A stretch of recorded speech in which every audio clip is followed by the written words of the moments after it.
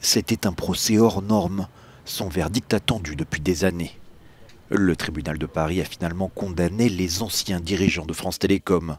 4 mois de prison ferme pour Didier Lombard, l'ex-PDG de l'entreprise publique, ainsi que pour Louis-Pierre Vénès et Olivier Barberot, respectivement numéro 2 et directeur des ressources humaines.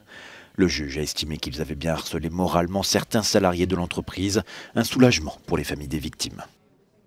Ça vient répondre à une question qui était la question fondamentale de ce procès.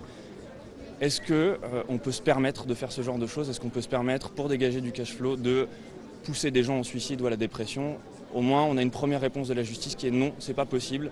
Et si vous le faites, vous serez condamné. Avec cette décision, on comprend enfin de quelle manière on doit gérer le personnel des entreprises. Et c'est un gage finalement que les errements de l'affaire France Télécom ne se reproduiront plus.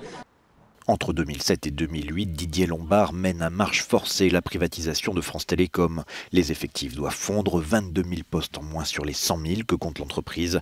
Un plan est alors mis en place, le management se durcit considérablement pour les salariés. 19 d'entre eux se suicident et 12 tentent de mettre fin à leur jour. Ce qui est extrêmement difficile pour nous, c'est que on garde la mémoire de collègues disparus.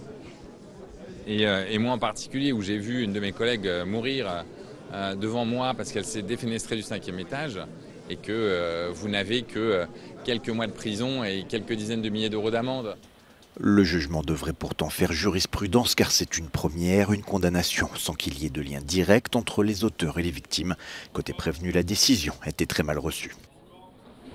C'est une décision qui est une décision politique et c'est une décision qui est une décision de politique totalement démagogique.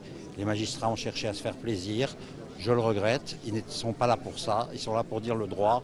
Les anciens dirigeants devraient tous interjeter appel. L'entreprise, elle condamnée à 75 000 euros d'amende, a fait savoir qu'elle souhaitait en rester là.